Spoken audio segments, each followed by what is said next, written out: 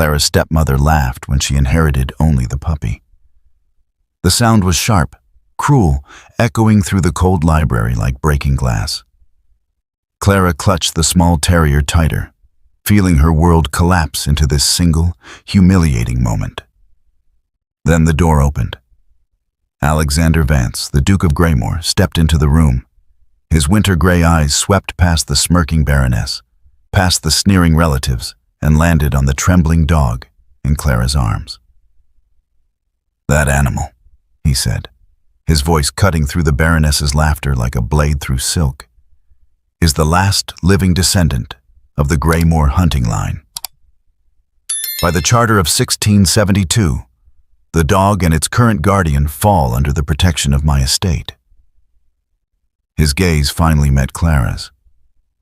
"Miss Harrington belongs to me now."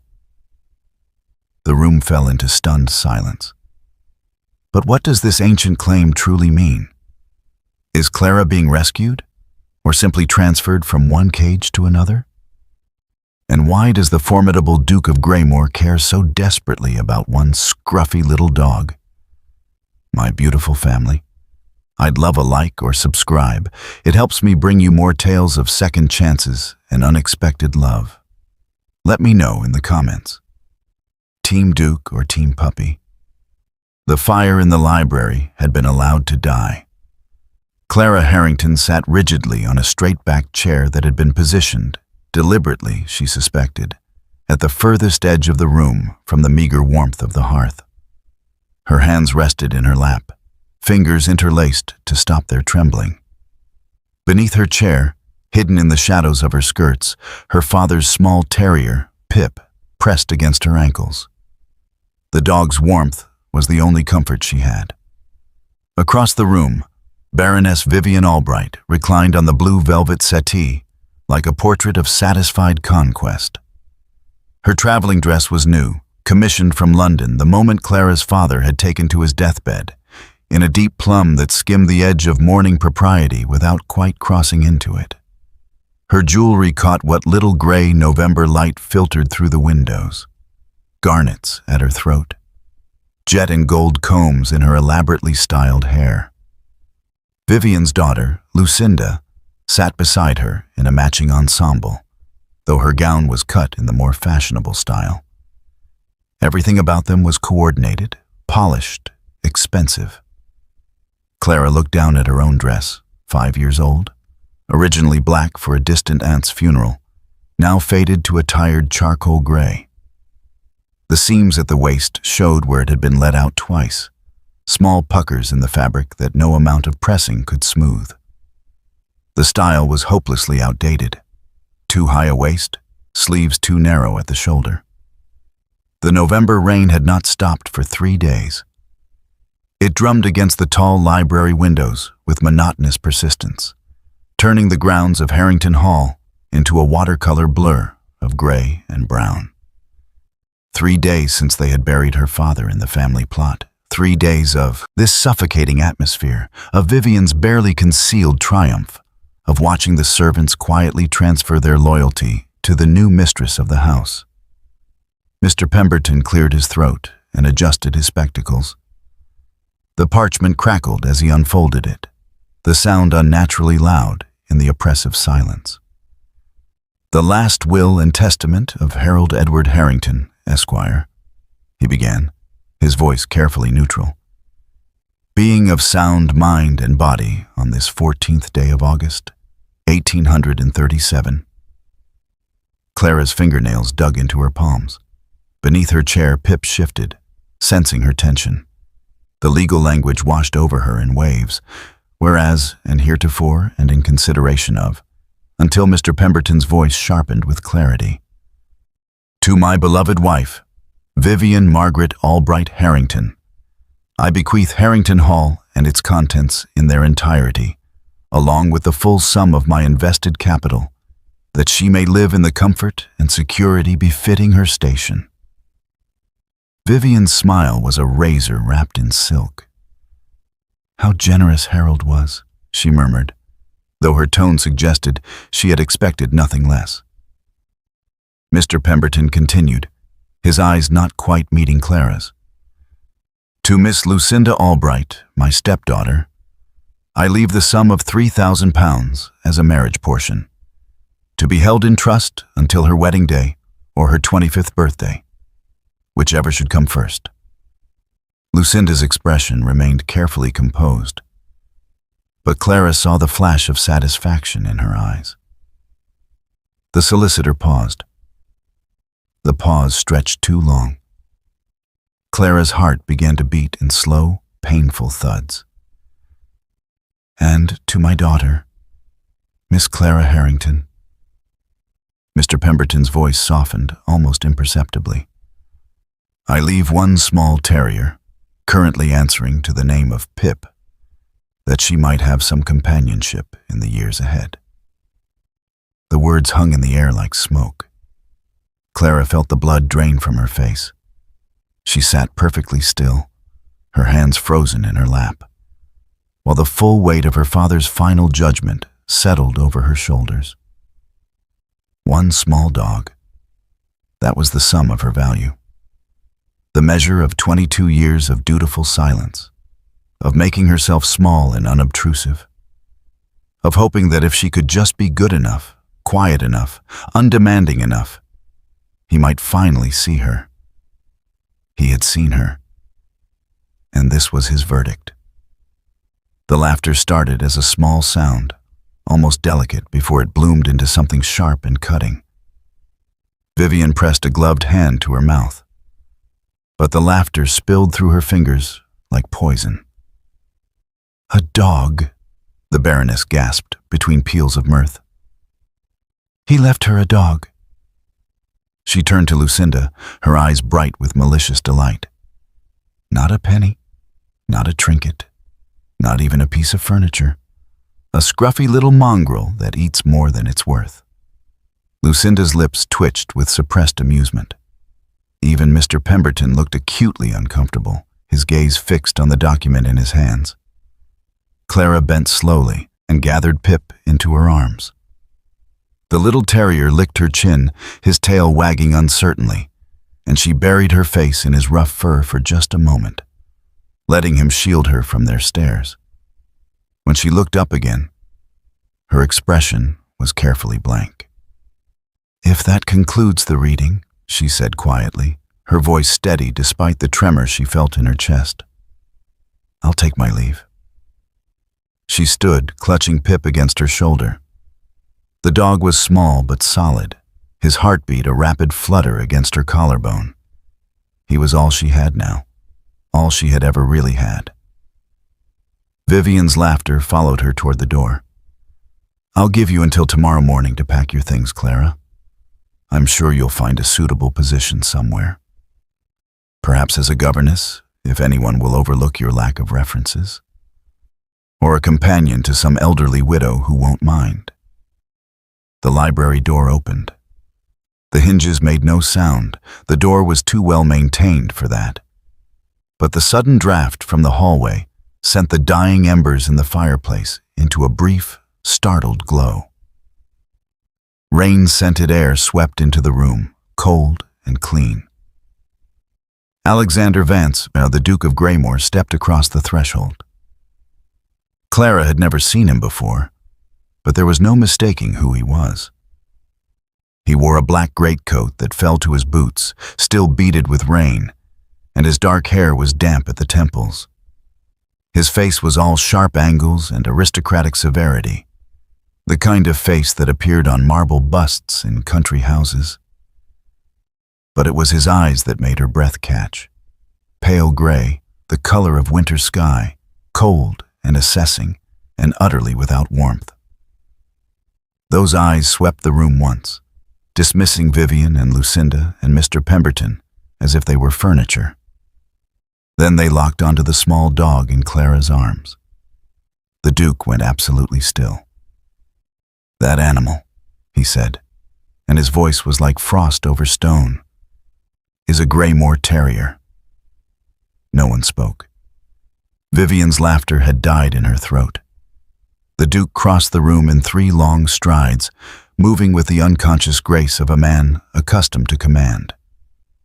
He stopped directly in front of Clara, close enough that she could see the reins still clinging to his coat, smell the faint scent of leather and cold air. His gaze never left Pip. "This dog," he continued, reaching out one gloved hand to touch the terrier's scruffy head with surprising gentleness, "is the last living descendant of a bloodline that has been bred exclusively for the Greymoor estate for 200 years.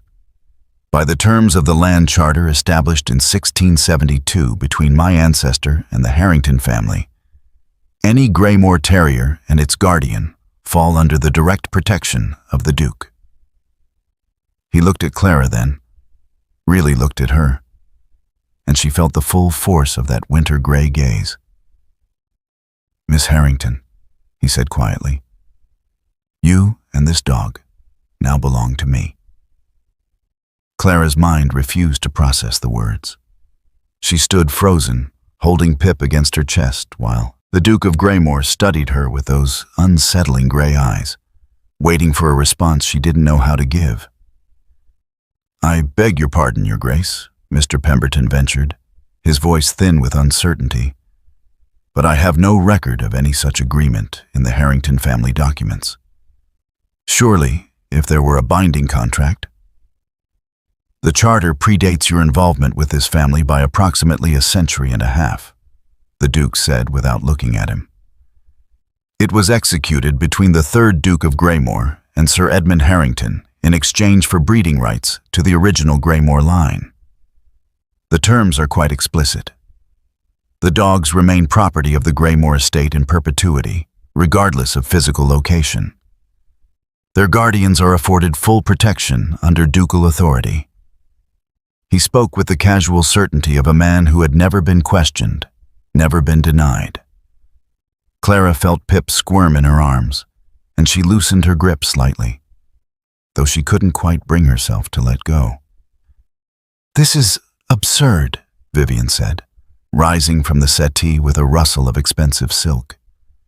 "That animal is a common terrier, nothing more.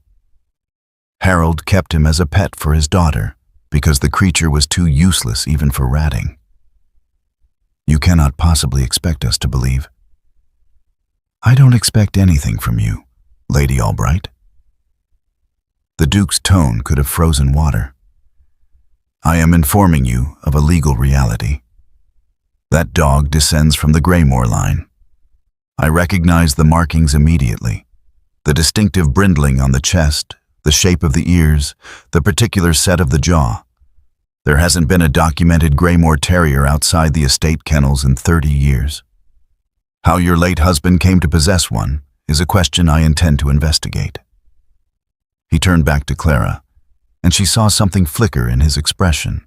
Not warmth, exactly, but perhaps a slight thaw in that Arctic composure. "Miss Harrington, I understand this is highly irregular, but the law is clear. The dog must return to Greymoor Hall, and as its current guardian, you are entitled to lodging and protection on the estate for as long as you remain in that capacity." "You cannot be serious," Vivian hissed. "You would remove her from this house on the basis of some medieval contract over a dog?"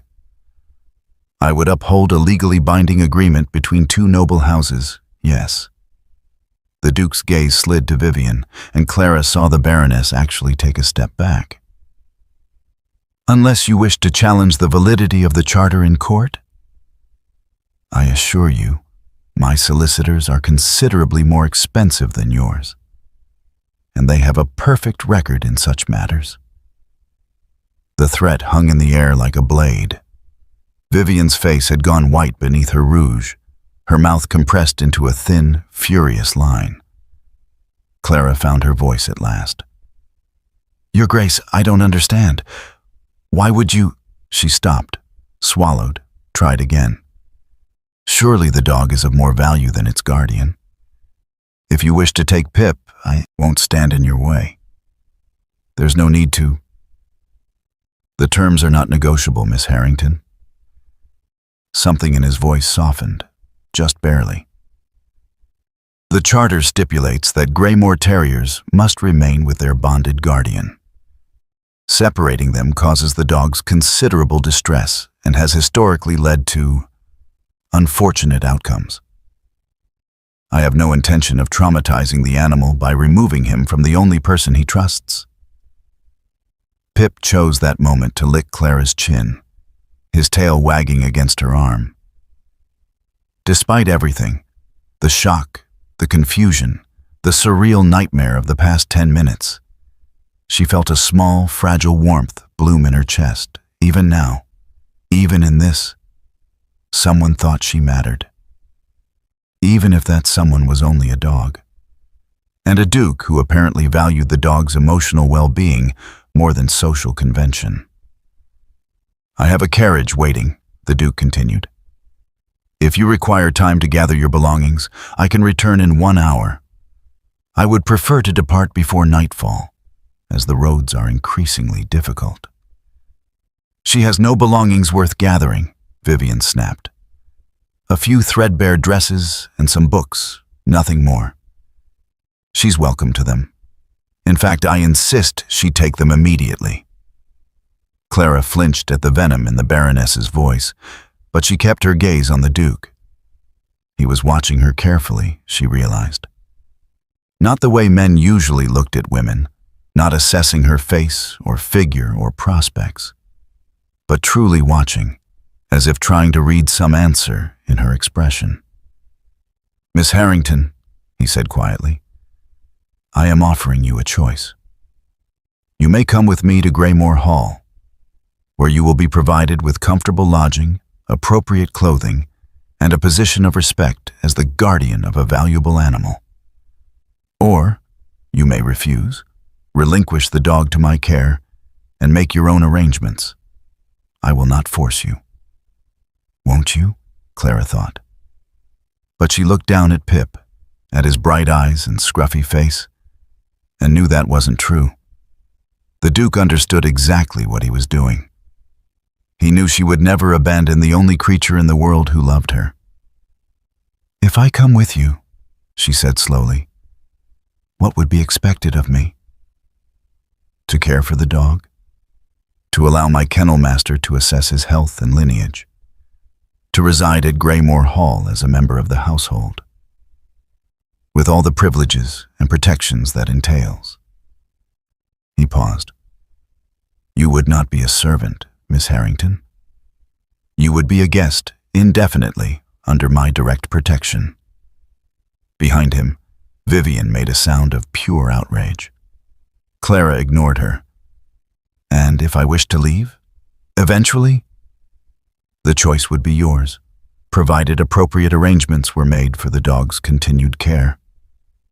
His expression remained unreadable.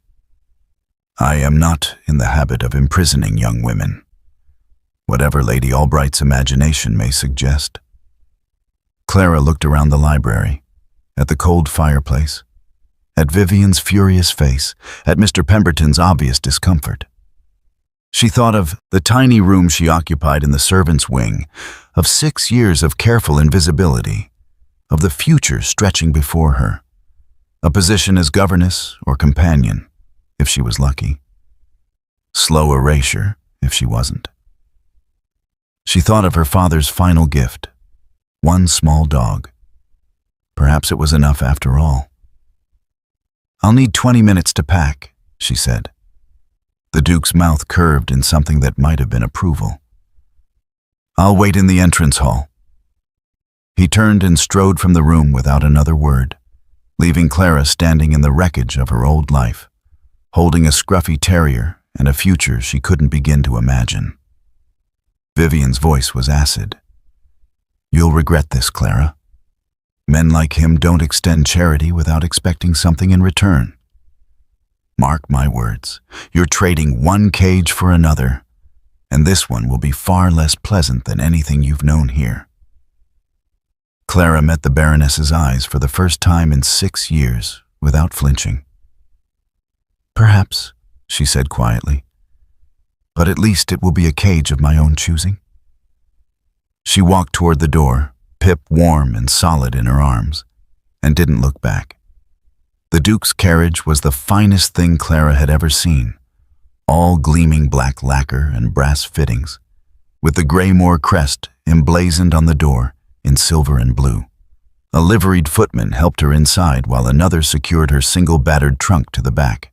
The interior smelled of leather and beeswax, and the seats were upholstered in midnight blue velvet so soft it felt sinful to touch. Clara settled into the forward-facing seat, Pip on her lap, and tried not to think about how thoroughly her life had transformed in less than an hour. The Duke entered a moment later, folding his tall frame into the opposite seat with practiced ease. He rapped twice on the ceiling, and the carriage lurched into motion. Rain streamed down the windows, turning Harrington Hall into a blur of gray stone. And then nothing at all. For several minutes, neither of them spoke. Clara kept her gaze fixed on the rain-soaked countryside, acutely aware of the Duke's presence across from her. He had removed his gloves and was leafing through a small leather-bound book, apparently content to ignore her entirely. Pip, however, had no such reservations. The little terrier squirmed in Clara's lap, his attention fixed on the Duke with unmistakable interest. Before she could stop him, he launched himself across the carriage with a cheerful yap. "Pip, no!" Clara reached for him, horrified. But the Duke had already caught the dog with surprising gentleness. "It's quite all right," he said, though his voice remained coolly formal.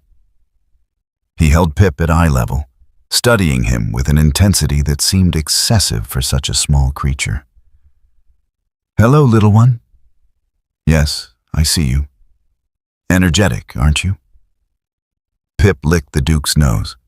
Clara waited for irritation, for disgust, for the kind of fastidious recoil she had seen from countless visitors to Harrington Hall when Pip had attempted similar greetings. Instead, the Duke's expression softened almost imperceptibly. He settled the terrier on his lap and ran one hand down Pip's back with the careful precision of someone assessing livestock. "Good bone structure," he murmured, more to himself than to Clara. "Proper depth of chest. The coat is rough, but that's correct for the line. And the brindling here," he touched the distinctive markings on Pip's chest. "That's unmistakable. He's genuine." "You truly believe he's from your estate's bloodline?" Clara ventured. The Duke's gray eyes met hers, and she felt pinned by that gaze like a butterfly on a collector's board. "I don't believe, Miss Harrington, I know. I've been studying the Greymoor line since I was a boy. Every dog bred on the estate is documented, their lineage traced back 6 generations. This terrier," he paused, his hand stilling on Pip's head. "This dog should not exist outside Greymoor Hall. The last breeding pair was sold 30 years ago, against my father's wishes, and we were told the line had died out. If Pip is genuine, and I'm certain he is, then somewhere there's been a continuation we knew nothing about." There was something in his voice, not quite anger, but a kind of controlled intensity that made Clara sit up straighter. "My father never mentioned where Pip came from," she said carefully. "He simply appeared one day, about 2 years ago. Father said he was a gift from an old friend, but he never said who." "I intend to find out." The Duke's jaw tightened. "The Greymoor line is not merely a hobby, Miss Harrington. These dogs were bred for a specific purpose: intelligence, loyalty, and an almost uncanny ability to navigate the moorlands in all weather. They saved lives during the hardest winters, guided lost travelers, protected the estate. Losing the line was—" He stopped abruptly, as if realizing he had said too much. Clara watched him in silence. His hand had returned to stroking Pip's head, the gesture almost unconscious, almost tender, but there was something desperate in it too, something that didn't quite match his cold formality. "Your Grace," she said quietly, "may I ask what will happen when we arrive at Greymoor Hall?" The Duke seemed to shake himself free of whatever memories had gripped him. He gently transferred Pip back to Clara's lap, and she noted how carefully he ensured the dog was settled before releasing him. "You will be given a suite in the East Wing," he said, his tone once again perfectly neutral. "It overlooks the gardens and receives excellent morning light. My housekeeper, Mrs. Daventry, will see to your needs, clothing, meals, anything you require. You will have complete freedom of the house and grounds." "That's very generous. It's appropriate to your position." He reached into his coat and withdrew a folded document. "I had my solicitor draw this up during the journey from London. It outlines the terms of your residence at Greymoor Hall." Clara took the paper with trembling fingers and unfolded it. The legal language was dense, but the essential points were clear. She would reside at Greymoor Hall as the official guardian of the terrier, currently known as Pip. She would receive an annual allowance of £200 for personal expenses. She would be provided with appropriate clothing, lodging, and the full protection of the Duke's household.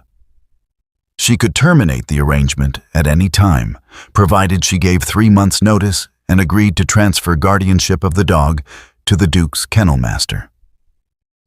£200? Clara looked up, stunned. "Your Grace, that's far too much." "It's a reasonable sum for someone in your position." His expression remained unreadable.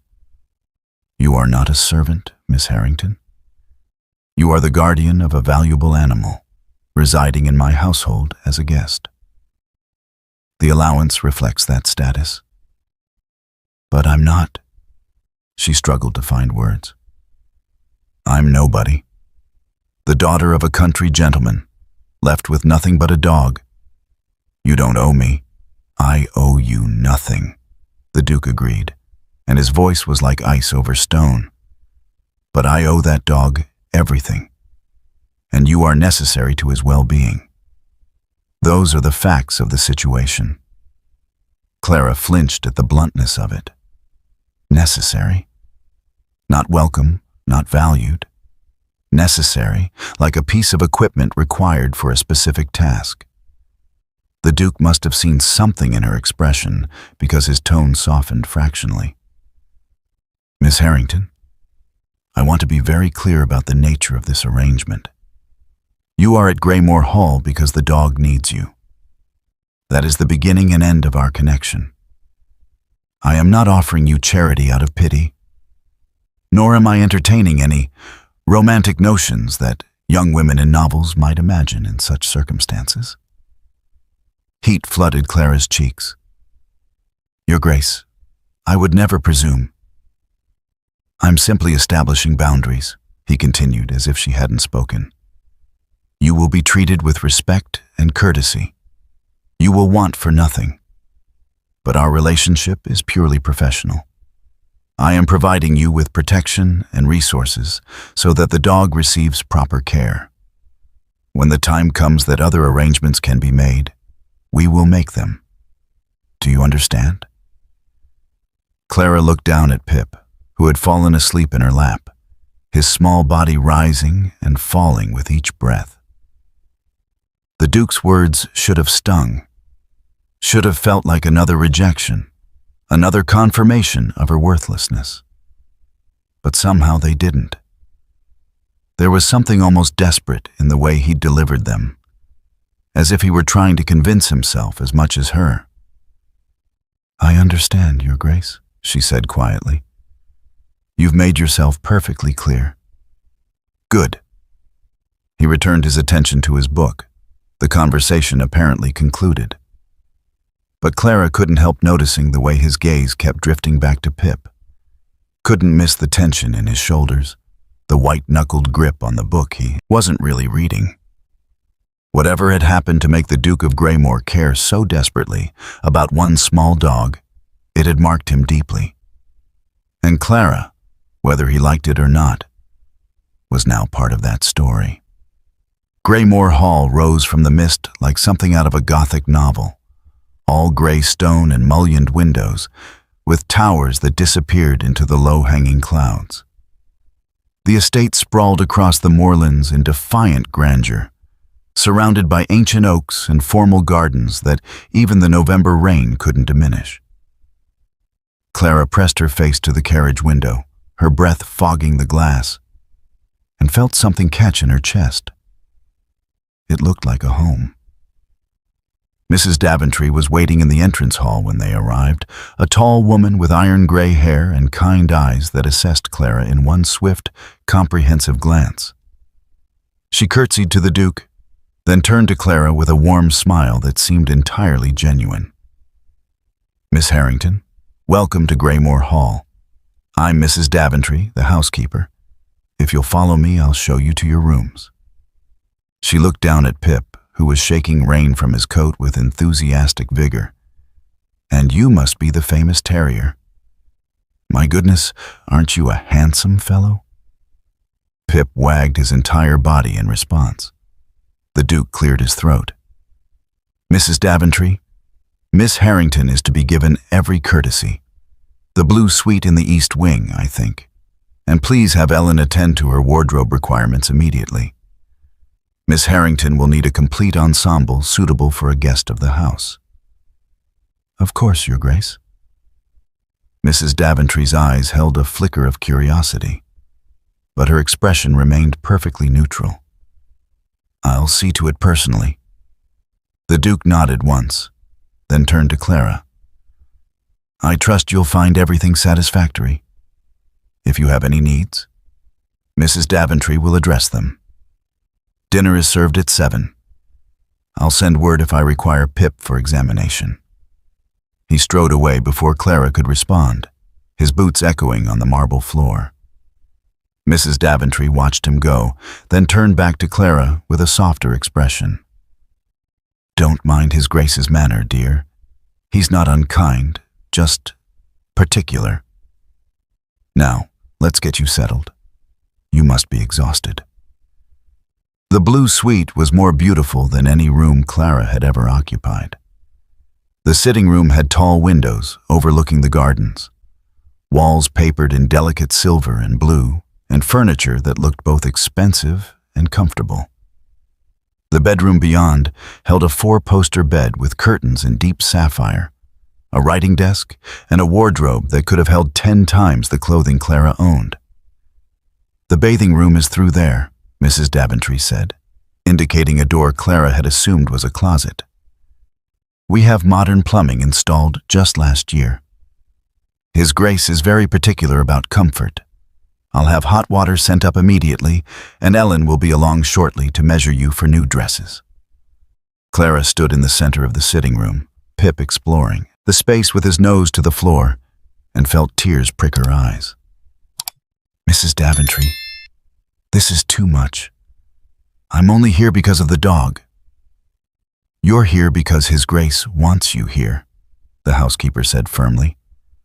"That's all that matters in this house. Now, I'll leave you to rest. Ring if you need anything." When the door closed behind her, Clara sank onto the settee and finally let herself cry. They were not tears of sadness, exactly, but of overwhelming relief.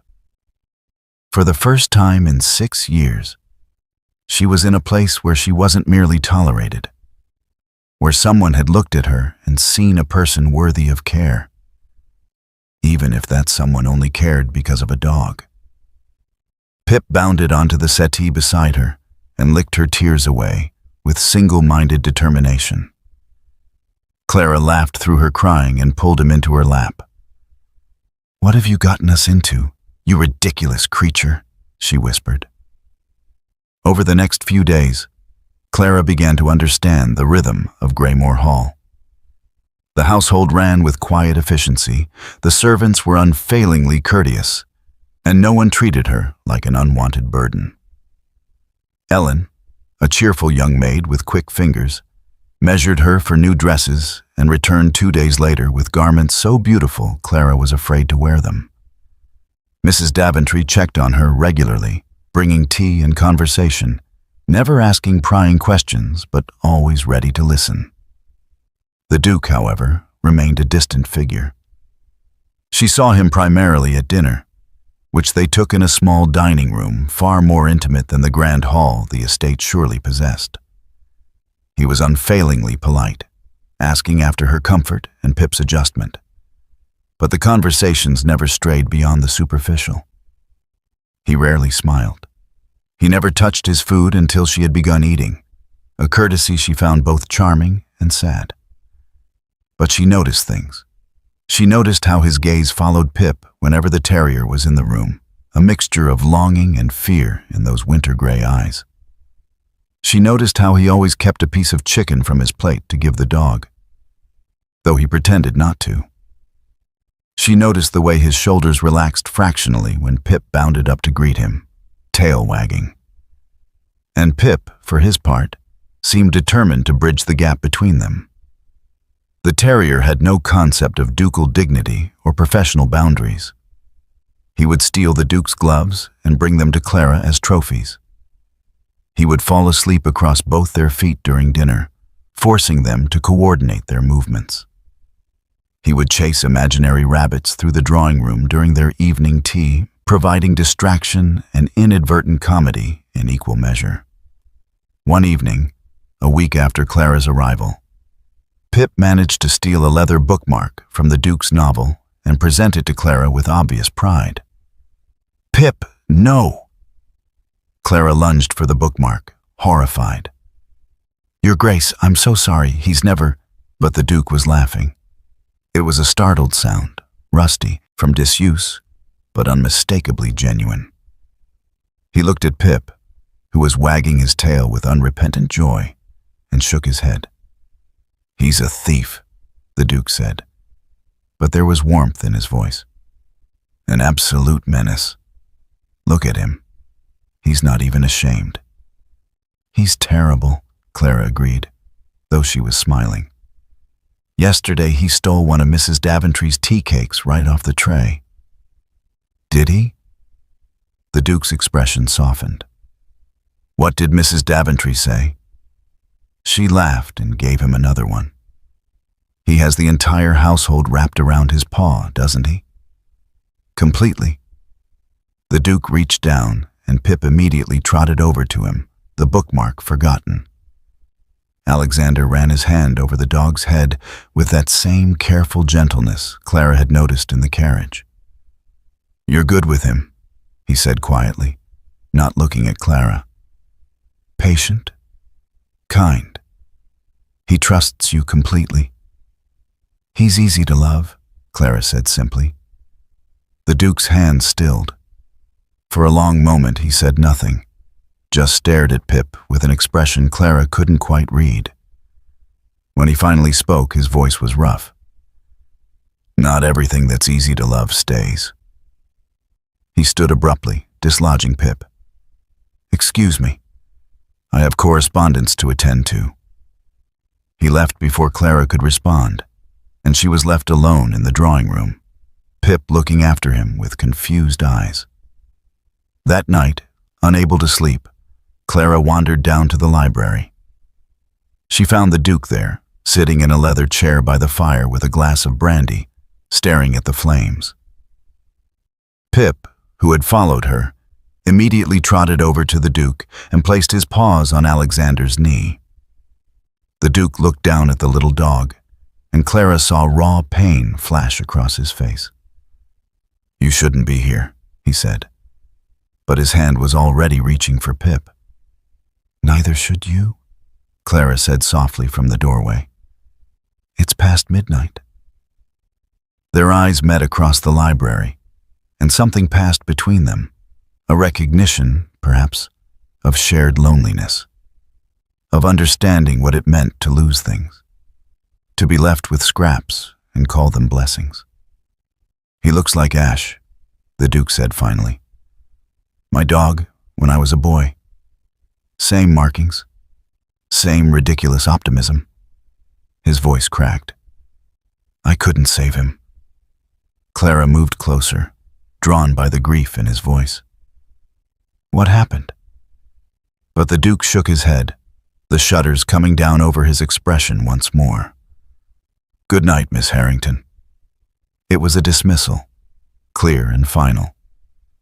But as Clara left, Pip still in her arms, she heard the Duke whisper something to the empty room. "I won't fail again." The morning was unexpectedly clear, the first break in the weather since Clara's arrival at Greymoor Hall. Sunlight streamed through the breakfast room windows, turning the frost-covered gardens into a field of diamonds. The Duke had left early for estate business, and Mrs. Daventry had suggested Clara might enjoy exploring the grounds with Pip while the weather held. "There's a lovely path through the West Gardens," the housekeeper had said. "It leads to the old chapel. His Grace's family is buried there, and the grounds are quite beautiful even in winter." Clara had gratefully accepted the suggestion. 2 weeks at Greymoor Hall had restored some color to her cheeks and eased the permanent tension in her shoulders. But she still felt like a guest walking on eggshells, careful not to disturb the careful boundaries the Duke had established. A walk in the fresh air, away from the weight of his watchful silences, seemed like a blessing. Pip was delighted with the expedition, bounding ahead on the frost-hardened path, his breath making small clouds in the cold air. Clara followed at a more sedate pace, wrapped in a new wool cloak that Ellen had delivered just that morning. It was forest green and lined with silk, far finer than anything she had owned at Harrington Hall. The chapel was small and ancient, built of the same gray stone as the main house, with a bell tower that rose into the clear blue sky. The family cemetery spread around it in neat rows, the headstones weathered by centuries of moorland wind. Clara wandered among them, reading the names. Generations of Vances. Their inscriptions speaking of duty and honor and love. Pip had disappeared around the side of the chapel, and Clara followed the sound of his enthusiastic digging. She rounded the corner and stopped abruptly. There was a small garden here, sheltered from the wind by the chapel wall. Someone maintained it carefully. The hedges were neatly trimmed, the path cleared of weeds. In the center stood a memorial, not a traditional headstone, but a carved stone bench with a bronze plaque set into its back. Clara moved closer, her heart suddenly beating faster. The plaque bore an inscription in elegant script. "In memory of Ashford, faithful companion to Alexander Vance, 1823 to 1831. Greater love hath no man than this, gone too soon, never forgotten." Below the words was an image rendered in bronze relief, a terrier, captured in exquisite detail. The resemblance to Pip was unmistakable. The same brindled chest, the same alert ears, the same intelligent eyes. 1831. Clara did the calculation quickly. The Duke would have been 15 years old. Pip had stopped digging and was sniffing around the base of the memorial, his tail wagging slowly. Clara sank onto the bench, running her fingers over the worn bronze. The metal was smooth in places where hands had touched it repeatedly, lovingly. Someone came here often. She closed her eyes and tried to imagine it. A boy of 15, losing his faithful companion. The grief would have been terrible at any age. But adolescence made everything sharper, more devastating. She thought of the Duke's face in the library, the way he had looked at Pip and whispered I couldn't save him. "Miss Harrington?" Clara jumped, her eyes flying open. The Duke stood at the edge of the garden, still in his riding clothes, his expression carefully blank. But his eyes, those winter gray eyes, held something raw and wounded. "Your Grace, I'm so sorry," Clara stammered, standing quickly. Mrs. Daventry suggested I walk the grounds, and Pip ran ahead. "I didn't mean to intrude on—" "It's not an intrusion." He moved closer, his gaze fixed on the memorial rather than on her. The garden is open to anyone who wishes to visit. I didn't expect to find you here." Pip trotted over to the Duke and sat at his feet, looking up with worshipful eyes. Alexander stared down at the little dog, and Clara saw his jaw tighten. "He looks so much like him," the Duke said quietly. "When I first saw Pip in your arms at Harrington Hall, it was like seeing a ghost." Clara remained silent, sensing that he needed to speak more than she needed to ask. "Ash was born the same year I was," Alexander continued. "My father gave him to me when we were both 6 months old. We grew up together. He slept in my room, followed me everywhere, learned to anticipate my moods before I understood them myself. He was—" The Duke's voice caught. "He was my truest friend." "What happened?" Clara asked gently. Alexander was quiet for so long she thought he wouldn't answer. When he finally spoke, his voice was distant, as if he were seeing something far away. "We were out on the moors in winter. I was 15, convinced I was invincible. There was a storm coming, but I ignored the warnings. I wanted to reach the old hunting lodge before dark, some foolish, boyish notion of proving myself capable. Ash followed me, of course. He always followed me." He paused, his hands clenched at his sides. The storm hit harder than anyone had predicted. We were caught in the open, in the dark, in snow so thick I couldn't see my own hands. I was terrified, completely lost. But Ash knew the way home. He tried to lead me back, pulling at my coat, barking to guide me. I was so cold, so confused. I thought he was panicking, making things worse. So I tied him to a tree to keep him from running off, thinking I could come back for him once I found shelter. Clara's breath caught. "Oh, Alexander." I collapsed half a mile away. The estate gamekeeper found me the next morning, nearly frozen to death. They brought me home, put me to bed. I was delirious with fever for 3 days. When I finally came back to myself and asked about Ash, his voice broke completely. They'd sent search parties out immediately, but the snow had covered everything. It took them 2 more days to find him. "He was still tied to the tree," Clara whispered, understanding. "Still tied to the tree," the Duke confirmed, his voice hollow. "Waiting for me, trusting that I would come back. He froze to death alone because I abandoned him, because I thought I knew better than he did." Tears streamed down Clara's cheeks. She wanted to reach for him, to offer comfort, but she knew instinctively that he would reject it. "My father had him brought back and buried here," Alexander continued.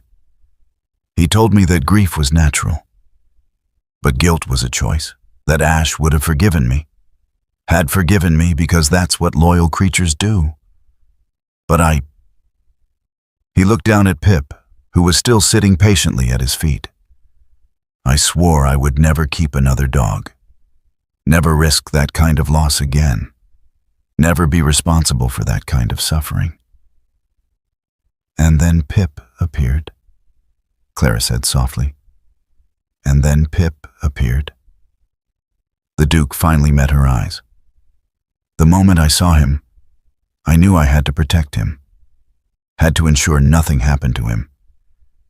The charter was convenient justification. But the truth is, I couldn't bear the thought of another Greymoor terrier suffering because of human carelessness, even if that meant bringing a stranger into my home." Clara understood then, the rigid boundaries, the insistence that their relationship was purely transactional, the fear she'd sensed beneath his formal courtesy. He wasn't protecting himself from her. He was protecting himself from loving Pip, from risking that devastating loss again. "He loves you already," she said gently. "Pip, I mean." You must see that." "I see it," Alexander said, his voice tight. "That's what terrifies me." Pip, oblivious to the emotional weight of the moment, chose that instant to bounce forward and paw at the Duke's boot, demanding attention. Alexander looked down at the little dog, and Clara saw the war raging in his expression, longing and fear, love and self-protection. "You didn't kill Ash," Clara said quietly. "The storm killed him. You were a frightened boy who made a mistake. You're not that boy anymore." "Aren't I?" The Duke's smile was bitter. "I'm still making decisions out of fear. Still hiding behind duty and distance because it's safer than feeling." "Then perhaps," Clara said, gathering her courage, "it's time to stop hiding." Their eyes met, and something shifted between them. The Duke looked at her, really looked at her, perhaps for the first time since she'd arrived. Not as Pip's guardian, not as a necessary inconvenience, but as a person who understood loss and loneliness and the terrible weight of guilt. "I don't know how," he admitted, so quietly she almost didn't hear it. Clara knelt and scooped up Pip, then held the wriggling terrier out toward Alexander. "Start here," she said simply. For a long moment the Duke didn't move. Then slowly, he reached out and took Pip from her hands. The little dog immediately licked his face with enthusiastic affection, and Alexander closed his eyes. "Hello, Pip," he whispered. "I'm sorry I've been such a coward." And there, in the winter garden, beside a memorial to a beloved friend, the Duke of Greymoor finally began to let himself love again. The London townhouse was a revelation in marble and gilt.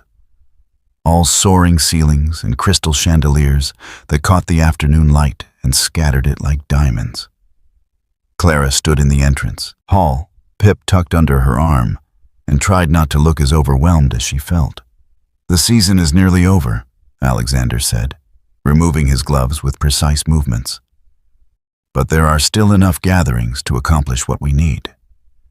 Lady Pemberton is hosting a musicale tomorrow evening. It will be intimate enough to avoid overwhelming attention, but well-attended enough to establish your presence." "Establish my presence," Clara repeated carefully. "As what, exactly?" Alexander's expression was unreadable. "As my guest. Under my protection. The rest will be left deliberately vague, which will make it far more interesting to the gossips than any official explanation." 3 weeks had passed since the morning in Ash's garden. The Duke hadn't transformed overnight into a different person. He was still formal, still careful with his words. But something fundamental had shifted. He sought out Pip's company now instead of avoiding it. He occasionally smiled at the dinner table. Once, Clara had even heard him laugh at one of the terrier's more ridiculous antics. But he still maintained those rigid boundaries between himself and Clara. Still called her Miss Harrington. Still treated her with the courteous distance of a benefactor rather than what? She didn't know. Didn't dare let herself imagine. "Your Grace," she said quietly, "are you certain this is necessary? Surely Pip's lineage doesn't require social validation." "It's not about the dog's lineage." Alexander's jaw tightened. "It's about ensuring you're afforded the respect and protection you deserve. Once society sees you under my sponsorship, no one will dare treat you as—" He stopped abruptly. "As my stepmother did?" Clara finished softly. Their eyes met, and she saw something fierce flash in his expression. "Precisely. Lady Pemberton's musicale was attended by precisely the sort of people Clara had spent her life avoiding. Wealthy, titled, and possessed of that particular brand of casual cruelty that passed for wit among the ton. She wore a new gown of pale blue silk that Ellen had insisted made her eyes luminous, and she carried Pip in a specially commissioned basket lined with velvet. "Remember," Alexander murmured as they entered the drawing room, "you are my guest. That affords you considerable social armor. And if anyone makes you uncomfortable, you need only catch my eye." But it was the Duke who drew every gaze the moment they appeared. Conversations faltered and resumed in hushed whispers. Clara felt the weight of dozens of eyes assessing her, categorizing her, trying to determine what she was to the famously reclusive Duke of Greymoor. "Your Grace." Lady Pemberton swept forward, a vision in purple silk and diamonds.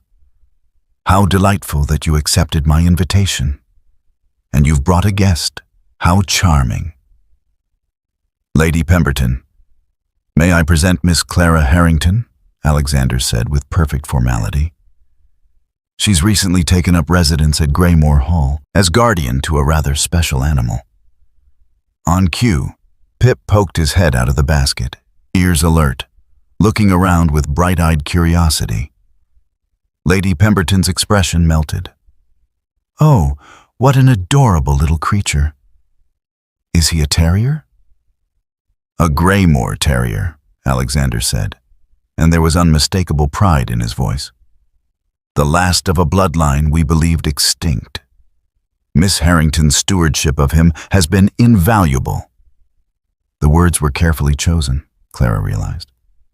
Not a servant, not a paid companion, a steward, someone entrusted with something precious. They were surrounded within minutes. The ladies cooed over Pip, who responded with shameless enthusiasm, charming them with tail wags and gentle paw touches. The gentlemen engaged Alexander in conversation about breeding lines and hunting dogs, but their eyes kept drifting to Clara with ill-concealed curiosity. She was managing rather well, she thought, until a familiar voice cut through the pleasant chatter. "Why, Clara Harrington, I hardly recognized you in such fine clothing. What a transformation." Clara's blood ran cold. She turned slowly to find Baroness Vivian Albright standing behind her, resplendent in black silk and garnets, her smile as sharp as cut glass. "Baroness," Clara managed, her voice barely steady, "I heard the most extraordinary rumor that you'd taken up residence with the Duke of Greymoor," Vivian continued, her voice pitched to Carrie. "Over a dog, of all things. I confess, I thought it must be exaggeration. But here you are, clutching that same scruffy mongrel your father left you. How quaint." The conversations around them quieted. Clara felt heat flood her cheeks, felt the familiar crushing weight of humiliation settling over her shoulders. But then Pip squirmed in his basket, popped his head up, and sneezed directly at the Baroness. The effect was instantaneous. Several ladies giggled behind their fans. A gentleman coughed to cover a laugh. Vivian's face went rigid with fury. "The dog appears to have excellent judgment," a dry voice observed. Everyone turned. The Dowager Countess of Harwick, the most formidable social arbiter in London, was watching the scene with obvious amusement. She was ancient and terrifying, and when she spoke, society listened. "Lady Albright," the Dowager continued, "I understand you're the young lady's stepmother. How unfortunate that you seem unfamiliar with the significance of the Greymoor Terrier line. These animals are quite legendary. The Duke's ancestors valued them above rubies. Rather makes one wonder about the judgment of anyone who would dismiss such a creature as a scruffy mongrel." Vivian's smile froze. "I merely meant—" "And Miss Harrington," the Dowager swept on as if Vivian hadn't spoken, "appears to have done an admirable job caring for the animal. He's clearly healthy, well socialized, and quite charming. Greymoor, you chose your guardian wisely. Alexander, who had materialized at Clara's elbow, without her noticing, inclined his head. "Miss Harrington has exceeded every expectation, Lady Harwick. Pip has thrived under her care." "Pip?" The dowager's eyes twinkled. "You've given him a pet name. How delightfully informal." "Miss Harrington named him," Alexander said, and Clara heard warmth in his voice. "I believe it suits him perfectly." As if to demonstrate, Pip chose that moment to climb out of his basket entirely and onto Clara's shoulder, where he perched like an absurd, furry parrot. The effect was so ridiculous, so unexpectedly charming, that even the dowager laughed. "Extraordinary," she declared. "Miss Harrington, you must bring him to my card party next week. I insist upon it. A dog with such personality deserves to be shown off properly." "That's very kind, but," Clara began. "We'd be delighted," Alexander interrupted smoothly. "Thank you, Lady Harwick." The dowager swept away, and the crowd around them resumed their conversations with renewed energy. But now the tone had shifted. Instead of curiosity tinged with judgment, Clara heard approval, fascination, even a bit of envy. Vivian stood frozen, her social attack deflected so thoroughly she had no recourse. She opened her mouth, closed it, then turned on her heel and stalked away without another word. Clara sagged with relief, reaching up to steady Pip on her shoulder. "I thought she was going to destroy me," she whispered. "She tried," Alexander said quietly. "But you have something she'll never understand." "What's that?" He looked at her, and his expression was so gentle it made her breath catch. Genuine warmth. "People respond to authenticity, Miss Harrington. Pip adores you because you're kind. Society will adore you for the same reason." "They adore Pip," Clara corrected. "I'm simply the person holding him." "No," Alexander said firmly. "They adore you both. There's a difference." The musicale continued around them, but Clara barely heard the performance. She was too aware of Alexander standing beside her, close enough that she could feel the warmth radiating from him, of the way his hand occasionally brushed against hers when he reached to pet Pip, of the pride in his voice when he introduced her to yet another curious aristocrat. By the end of the evening, she had received 7 invitations, 3 compliments on her gown, and more genuine smiles than she'd experienced in her entire life at Harrington Hall. As they prepared to leave, Lady Pemberton pressed Clara's hand warmly. "You must come again, my dear, and bring that delightful dog. He's been the highlight of the evening."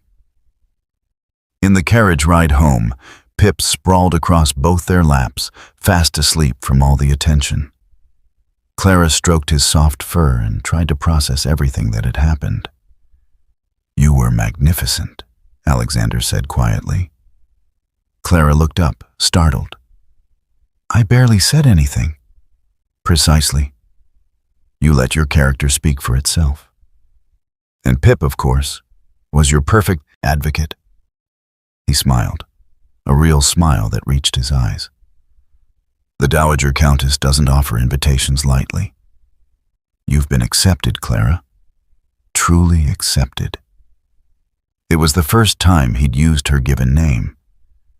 In the darkness of the carriage, with Pip warm between them and London streaming past the windows, Clara felt something shift in her chest, something dangerous and wonderful and terrifying. She was falling in love with Alexander Vance, and she had absolutely no idea what to do about it. We're about to reach the most dramatic moment of Clara's story, the confrontation with Baroness Vivian that will change everything. But I have to pause here because I need your help. Only 3 out of every 10 viewers actually like these videos, and it genuinely hurts. If you've made it this far, if you're invested in Clara finding happiness, if Pip has made you smile even once, If you're hoping the Duke finally breaks through his walls, then please, show me with a like. It takes 1 second of your time, but gives me the encouragement to keep creating these stories. And if you haven't subscribed yet, what are you waiting for? Do you really want to risk forgetting about this channel and never finding out how other heroines find their happily ever afters? I create these stories because I believe we all deserve tales of hope and love. Don't let this be the last one you see.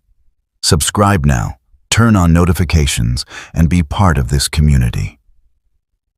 Now, let's see what happens when Vivian makes her final, cruel move at the ball. The Marchioness of Westfield's ball was the final grand event of the London season.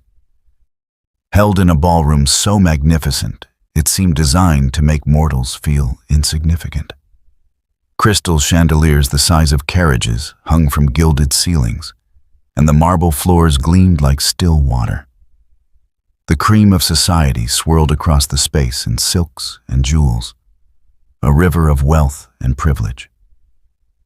Clara stood at the edge of the ballroom in a gown of ivory silk with delicate gold embroidery, feeling distinctly out of place despite the past 3 weeks of social success. Pip was upstairs in a private room with a servant assigned specifically to his care, the Marchioness had insisted, declaring that the famous Greymoor terrier deserved proper accommodation. "You're doing it again," Alexander murmured beside her. "Doing what?" "Trying to disappear into the wallpaper." His hand found hers, warm and steady. "You belong here, Clara. Stop questioning it."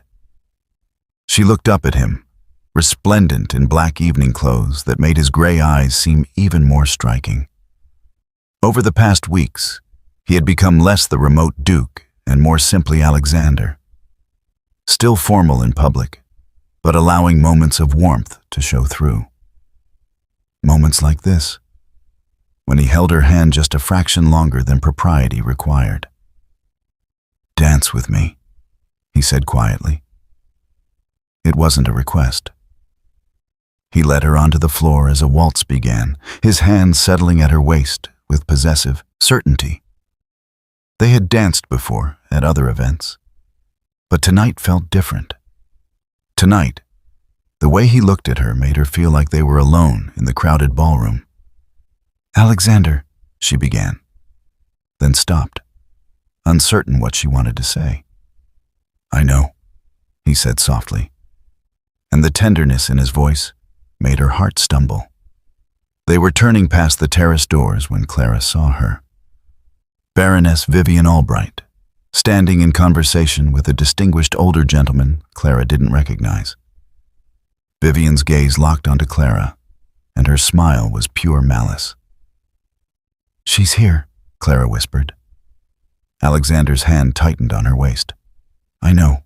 I've been watching her all evening. She's been speaking to Lord Whitmore. He's on the board of the Kennel Club. Nothing good will come of it." He was right. 10 minutes later, as Alexander was procuring champagne, Vivian made her move. She stepped into the center of the ballroom during a lull in the music, her voice carrying with practiced projection. "I'm afraid I must bring a most distressing matter to everyone's attention," she announced, every inch the concerned gentlewoman. "It pains me greatly, but I cannot in good conscience remain silent when fraud is being perpetrated against this company." The ballroom fell silent. Every eye turned to Vivian. Clara felt ice crystallize in her veins. "My stepdaughter," Vivian continued, gesturing toward Clara with theatrical regret, "has been representing herself as the guardian of a rare Greymoor terrier, trading on the Duke of Greymoor's good name and generous nature. But I have it on excellent authority that the dog in question is nothing more than a common mongrel." Gasps rippled through the crowd. Clara stood frozen, unable to move, unable to breathe. Lord Whitmore stepped forward, looking deeply uncomfortable. "Your Grace, I must ask, Have you actually verified the animal's lineage through official channels? Lady Albright has raised serious concerns about the documentation. Documentation she couldn't possibly have seen, Alexander said, his voice cutting through the murmurs like a blade. He moved to Clara's side, his presence a wall between her and Vivian's malice. Since it remains in my private possession at Greymoor Hall. Then perhaps you cannot produce it? Vivian suggested sweetly. Perhaps because it doesn't exist? I only raise the concern because my late husband acquired that dog from a traveling merchant, not from any official breeding program. The poor creature is simply a pet, nothing more. My stepdaughter, in her desperation, has concocted an elaborate fiction to secure herself a position in your Grace's household. The accusations hung in the air like poison. Clara saw doubt flicker across familiar faces, saw Lady Pemberton frown, saw the Dowager Countess of Harwick watching with narrowed eyes. You're suggesting, Alexander said, his voice dangerously quiet, that Miss Harrington is a fraud, and that I am either complicit or a fool. I would never suggest your Grace is anything but honorable, Vivian said, but her smile suggested otherwise. Merely, perhaps too trusting, too willing to be taken advantage of by a young woman with no prospects and nothing to lose. Enough. Alexander's voice cracked like a whip. You've made your accusations, Lady Albright. Now allow me to respond with facts. He withdrew a folded document from his inner coat pocket. This is the official lineage documentation for the terrier known as Pip, verified by 3 independent breed experts and certified by the Kennel Club itself. The dog is confirmed as a purebred Greymoor Terrier, descended from the Ashford line through a breeding pair sold to a Mr. Thomas Hartley of Yorkshire in 1831. He handed the document to Lord Whitmore, who examined it with evident surprise. Your late husband, Alexander continued, his gaze fixed on Vivian, purchased the dog from Mr. Hartley's estate sale 2 years ago. The sale records are available for inspection. There is no fraud, no deception, and no fiction. Only fact, documented and verified.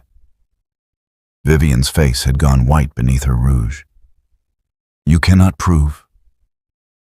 I can prove everything, Alexander interrupted. What I cannot prove, and what deeply concerns me, is why you are so determined to ruin your stepdaughter's reputation. What has Miss Harrington done to deserve such venom? Existed? Survived? Found happiness after years of neglect in your household? The ballroom was utterly silent now, every eye fixed on the unfolding drama. Miss Harrington inherited nothing from her father except one small dog, Alexander said, and his voice carried to every corner of the vast room. You laughed at her for it, mocked her, turned her out with nothing but the clothes on her back and a terrier you deemed worthless. But that dog, that supposedly worthless animal, led her to safety, to dignity, to a place where her inherent worth was finally recognized. He turned to Clara, and the expression in his eyes made her breath catch. I brought Clara to Greymoor Hall because of Pip, he said quietly, speaking only to her now, though the entire ballroom listened.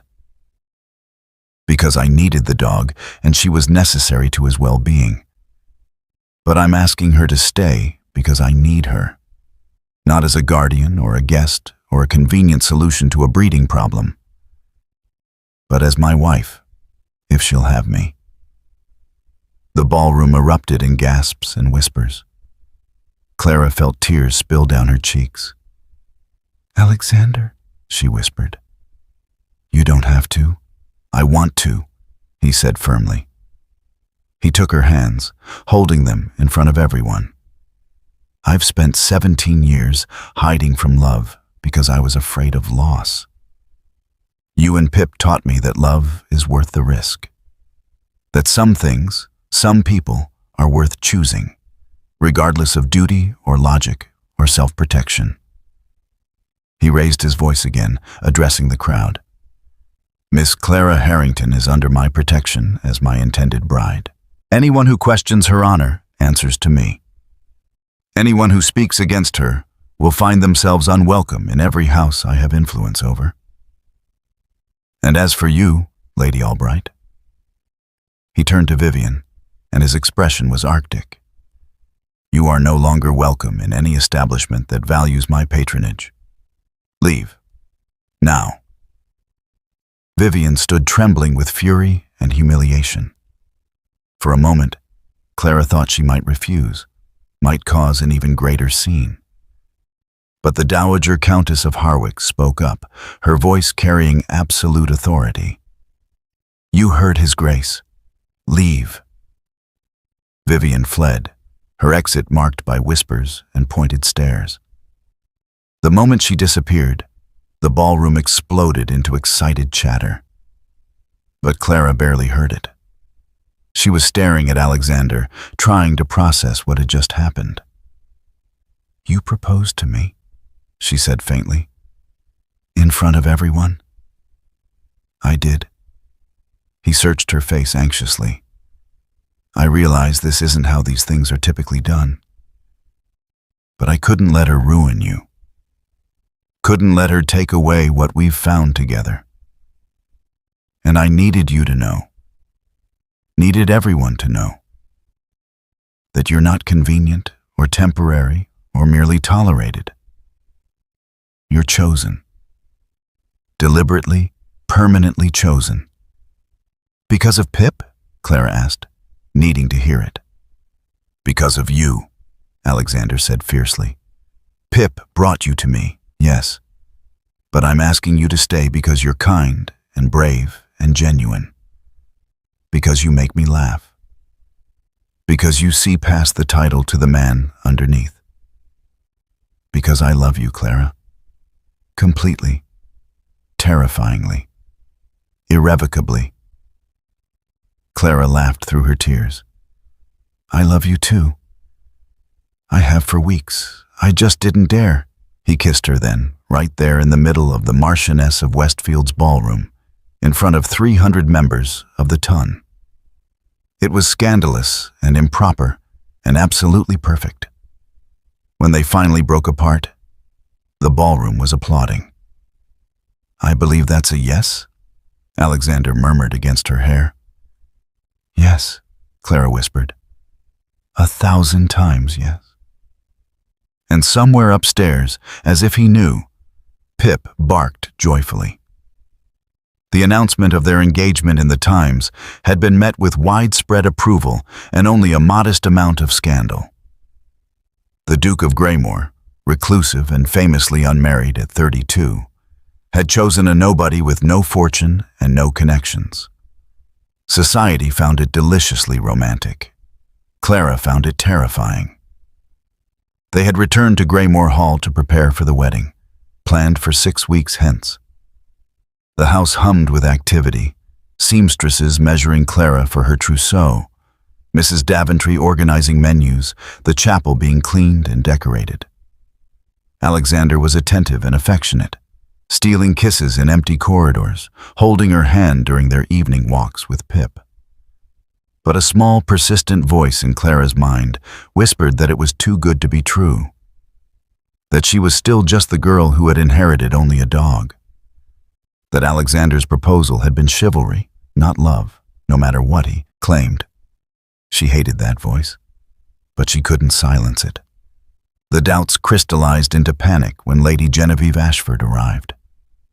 She appeared without warning one afternoon, sweeping into the drawing room in a traveling dress of deep burgundy that perfectly complemented her auburn hair and porcelain complexion.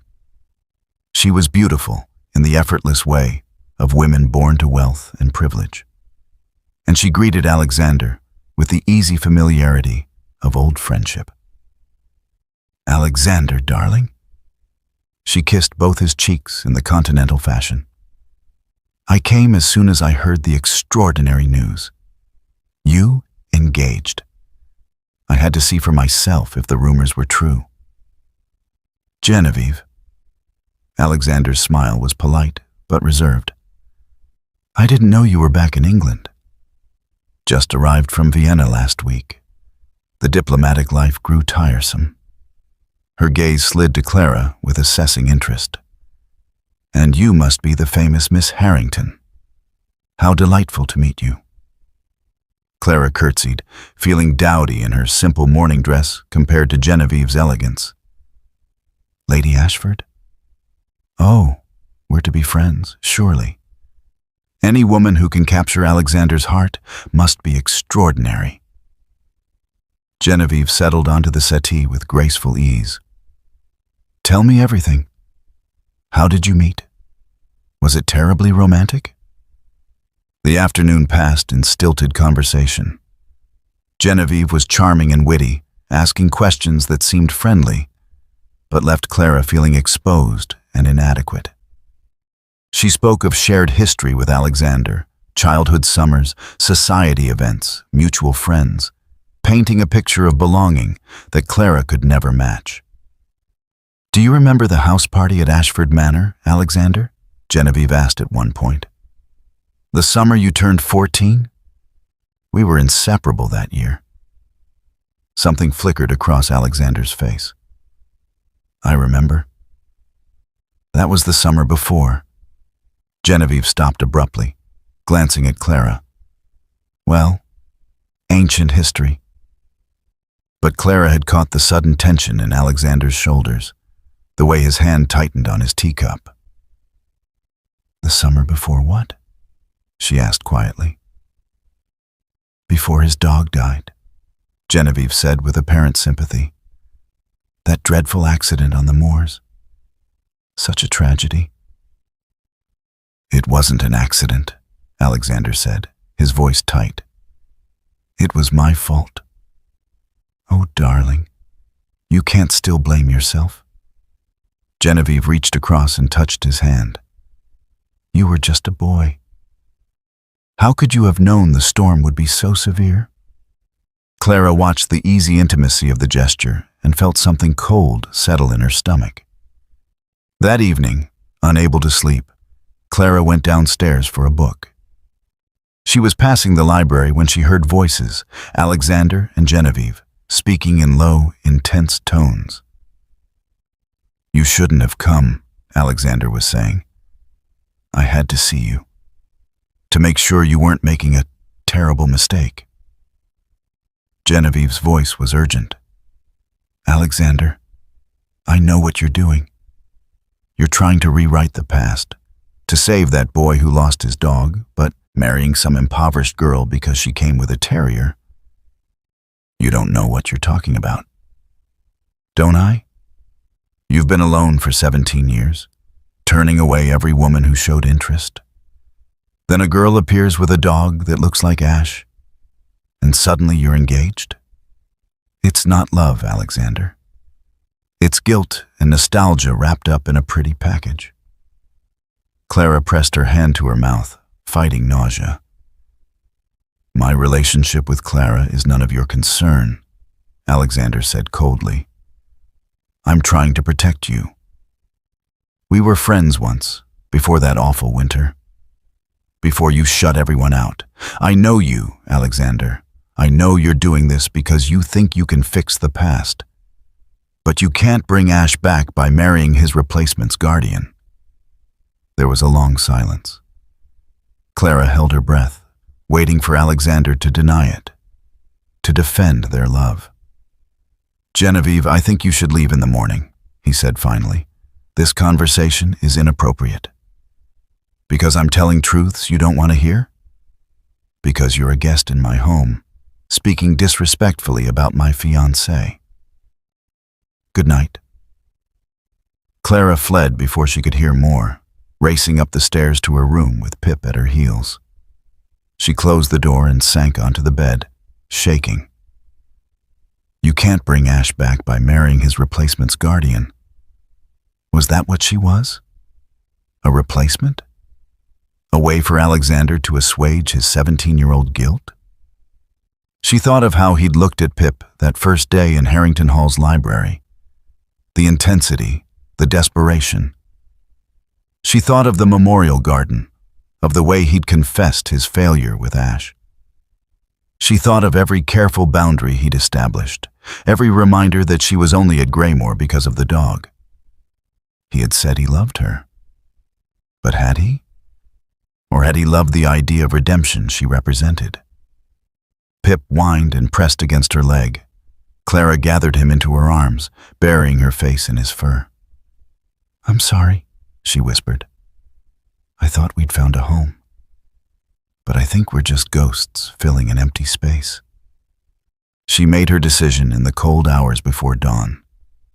She would leave. Not dramatically, not with accusations or confrontations. She would simply go, quietly, taking Pip with her. Alexander could find another guardian for the Greymoor line. He could find a bride who belonged in his world, who wasn't constantly haunted by the certainty that she was only tolerated, not truly wanted. She packed her old carpet bag with the few possessions that felt truly hers. Not the beautiful gowns Alexander had provided, but her worn books, her mother's locket, the simple things that had survived Vivian's contempt. Just before dawn, she wrote a letter. Her hand shook as she formed the words. "Alexander, I cannot marry you. Not because I don't love you, I do, more than I thought possible. But because I finally understand that love isn't enough when it's built on the wrong foundation. Genevieve was right. You asked me to stay because of Pip, because he looked like Ash, because you saw a chance to rewrite an old tragedy. I don't blame you for it. Grief makes us do desperate things, but I can't be your redemption. I can't spend my life wondering if you married me for myself or for the ghost of a dog you couldn't save 17 years ago. I'm taking Pip with me. I know that breaks our agreement, but I can't leave him. He's all I have. I hope you find peace with Ash's memory. I hope you find real love with someone who belongs in your world. Clara." She left the letter on his desk, gathered Pip into her arms, and slipped out through the servants' entrance as the first gray light touched the horizon. The morning was cold and damp, mist rising from the moorlands like ghosts. Clara had no clear destination, only a desperate need to escape before her courage failed. She had some money saved from her allowance, enough for a coaching in, perhaps. And then, she didn't know. She would find work somewhere. A position as a governess, if anyone would hire a woman with a dog. She had walked perhaps a mile when Pip suddenly squirmed in her arms, barking urgently back toward Greymoor Hall. "Hush," Clara whispered. "We can't go back. We don't belong there." But Pip wouldn't be quieted. He wriggled free and ran back down the path, still barking, his small form quickly disappearing into the mist. "Pip!" Clara ran after him, panic rising. "Pip, come back!" She found him sitting in the middle of the path, tail wagging, looking past her with evident joy. Clara turned. Alexander stood in the mist like a figure from a dream, still in his shirt sleeves, his hair disheveled, his face stricken.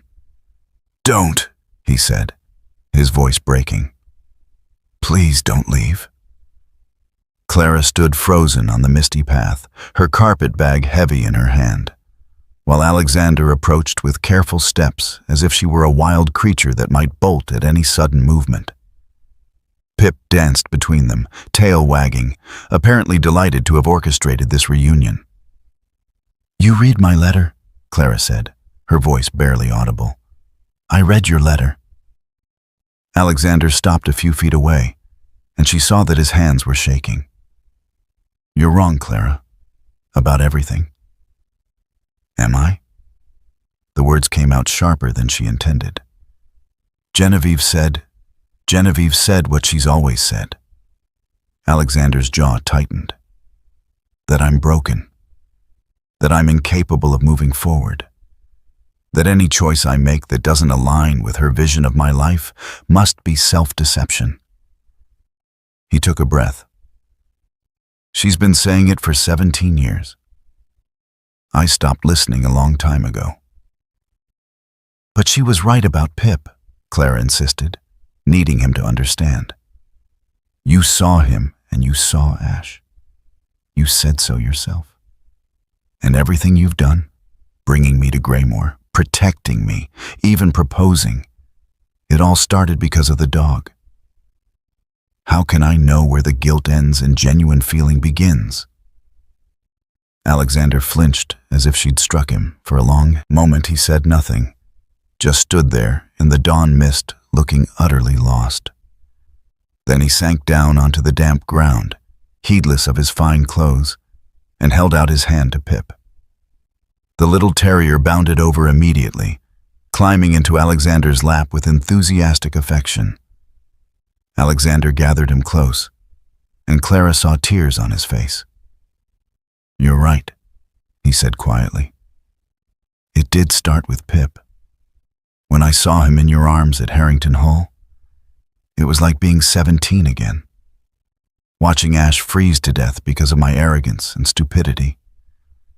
I thought, his voice cracked, I thought if I could save this dog, protect him, ensure nothing happened to him, maybe I could finally forgive myself. Clara's throat tightened. This was what she'd feared, what Genevieve had confirmed. But then something happened that I didn't expect, Alexander continued. He looked up at her, his gray eyes raw with emotion. I started to heal. He stroked Pip's head with gentle reverence. Every day with this ridiculous, mischievous, loving creature chipped away at the wall I'd built around my heart. He didn't need me to be perfect.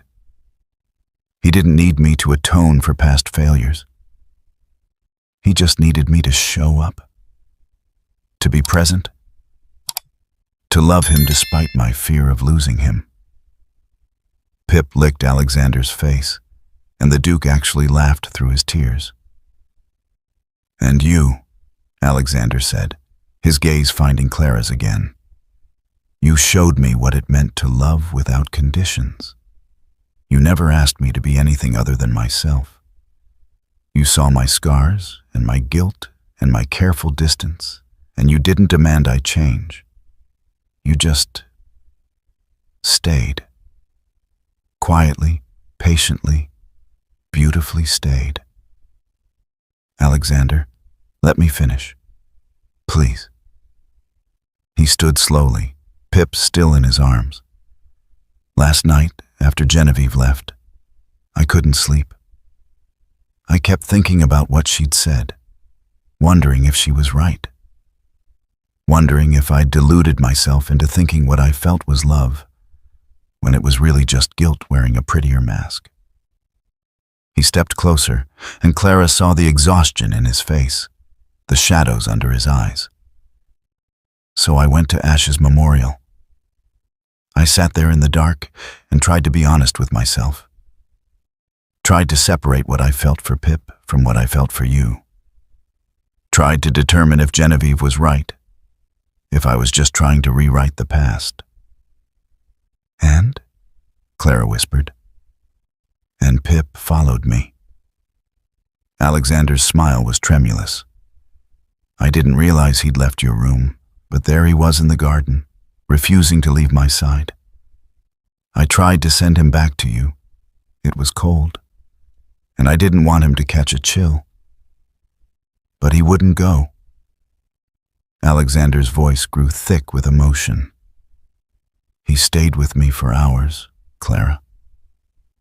Just sat there, pressed against my leg, keeping me company while I grieved.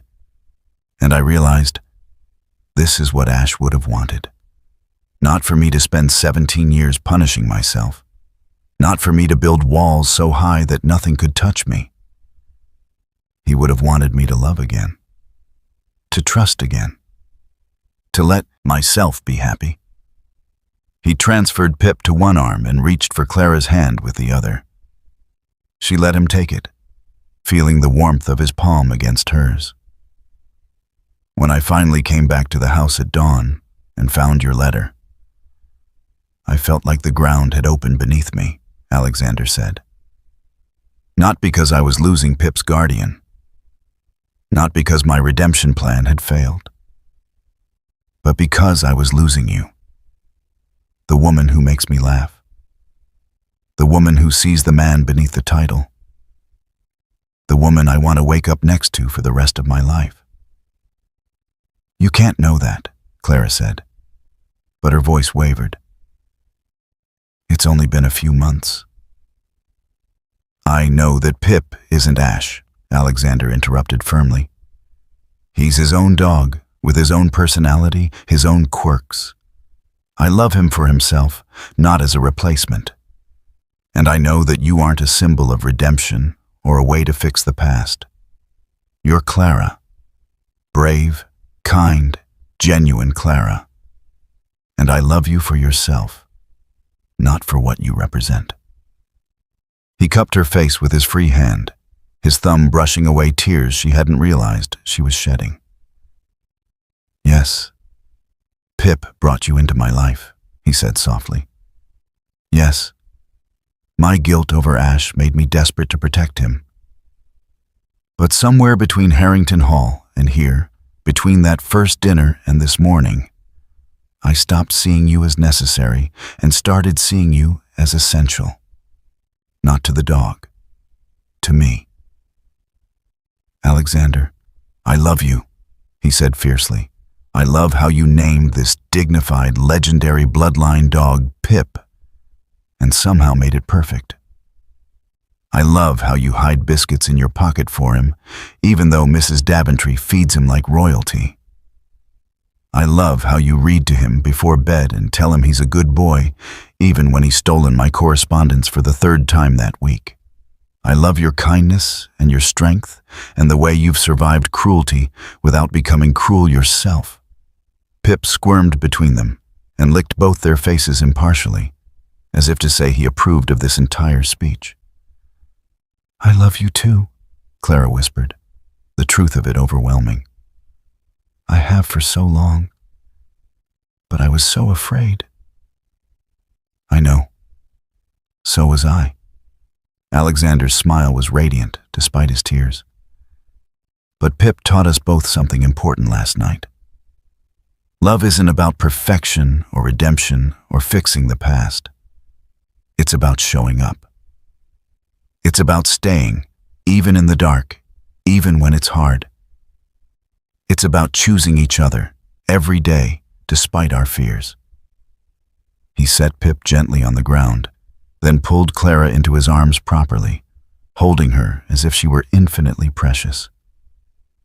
Come home, he murmured against her hair. Come home and marry me, and let's build a life together.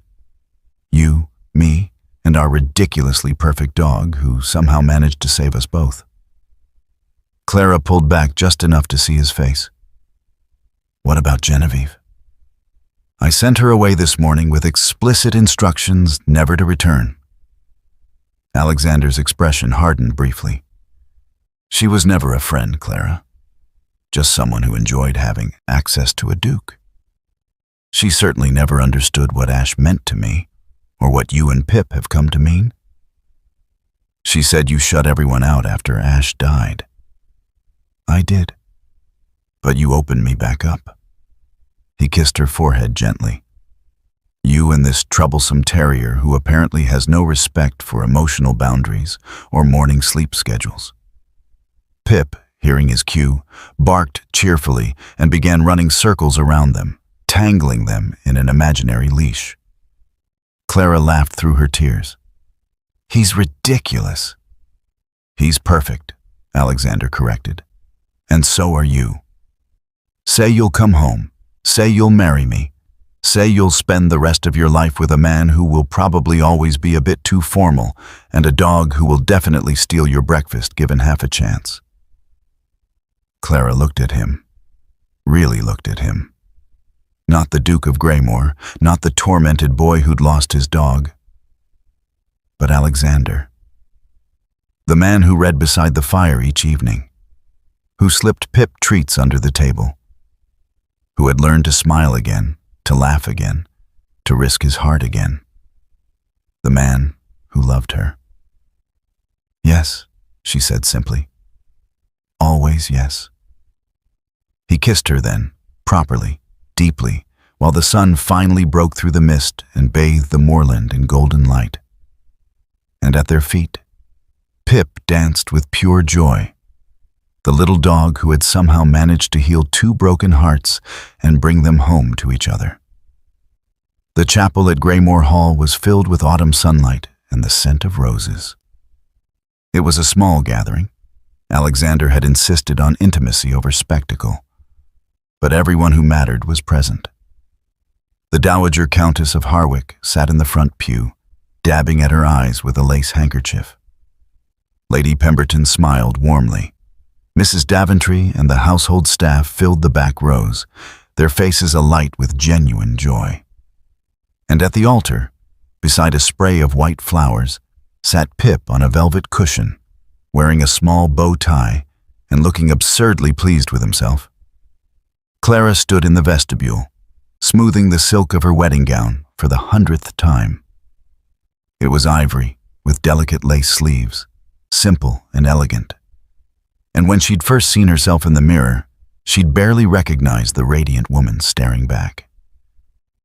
"You look beautiful, miss," Ellen said, adjusting Clara's veil one final time. "His Grace won't be able to take his eyes off you." Clara smiled, though her hands trembled slightly. Not from doubt. She had none of that anymore, but from the overwhelming enormity of the moment. In a few minutes, she would become the Duchess of Greymoor.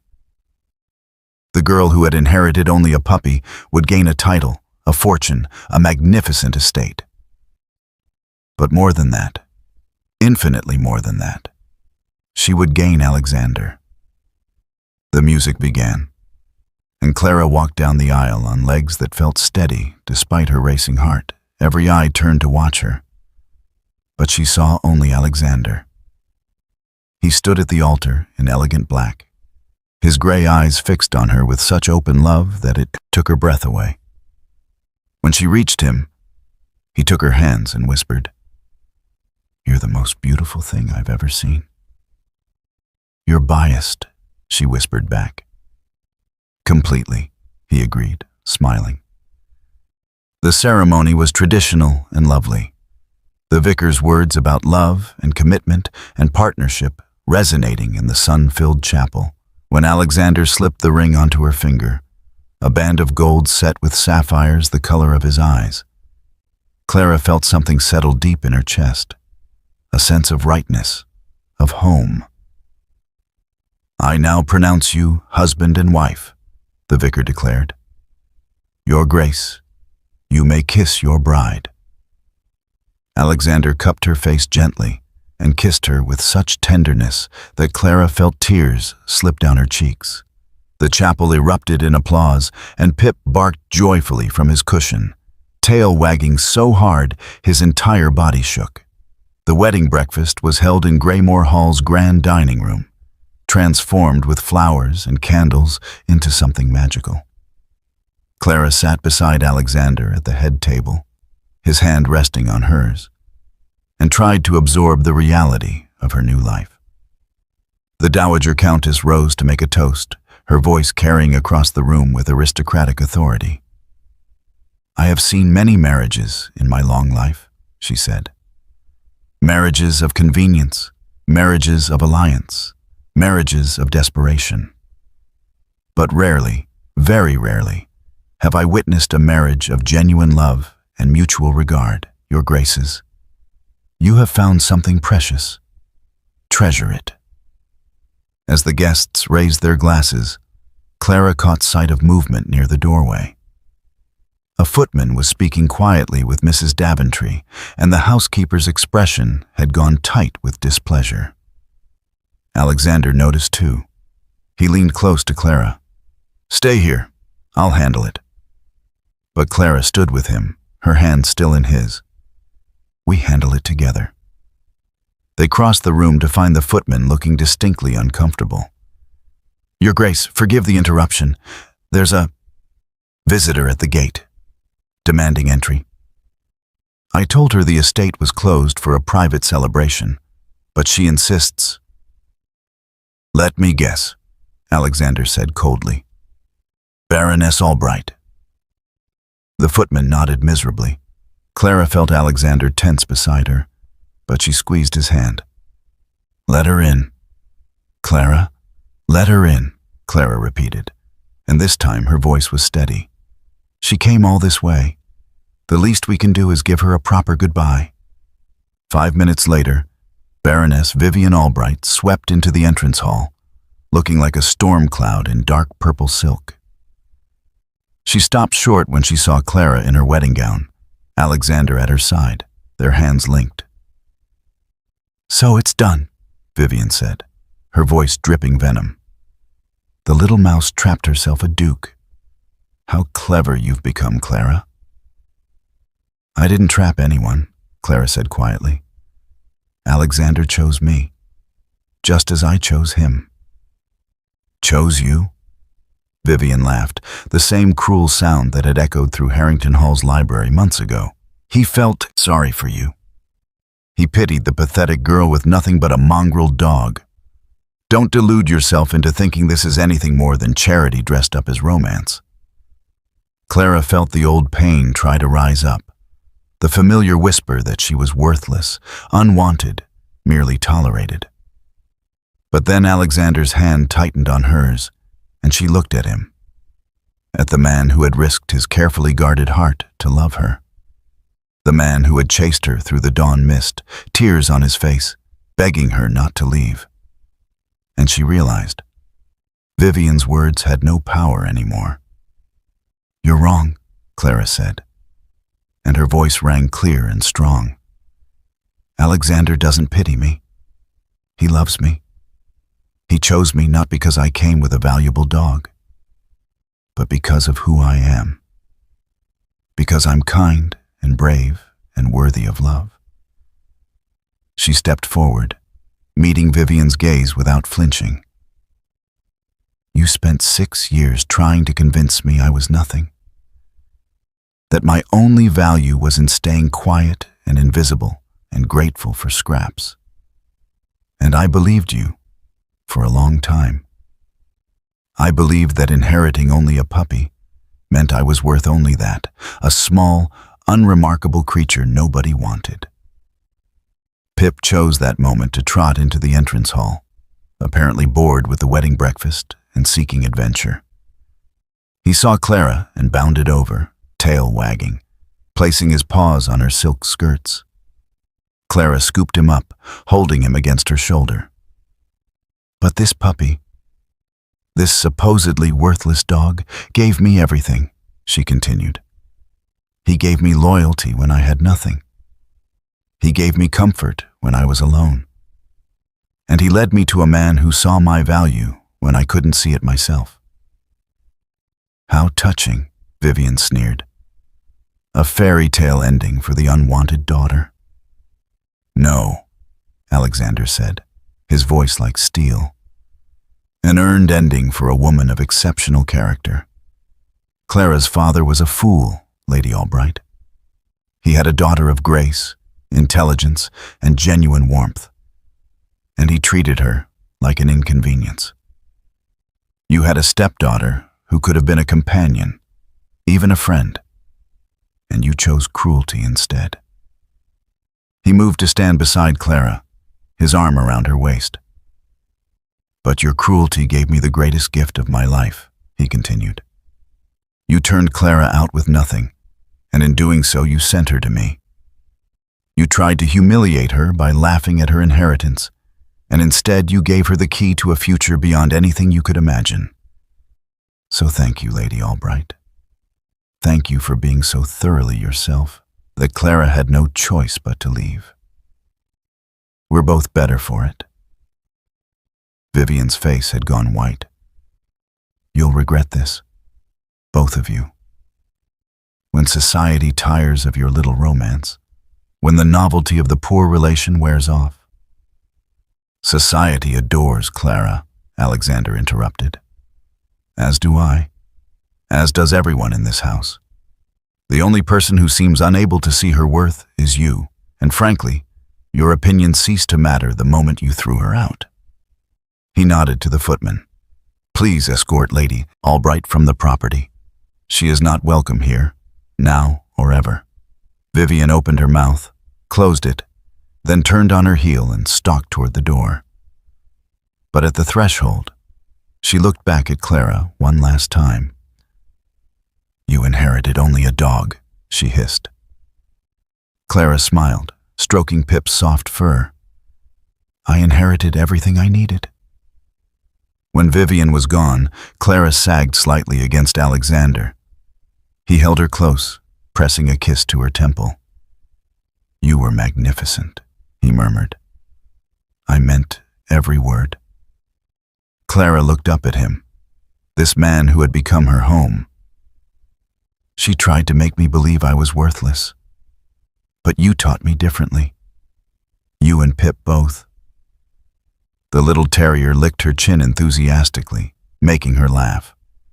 They returned to the wedding breakfast hand in hand, and Clara looked around the room at the faces of people who had become family. Mrs. Daventry, who had welcomed her with kindness. Ellen, who had dressed her like she mattered.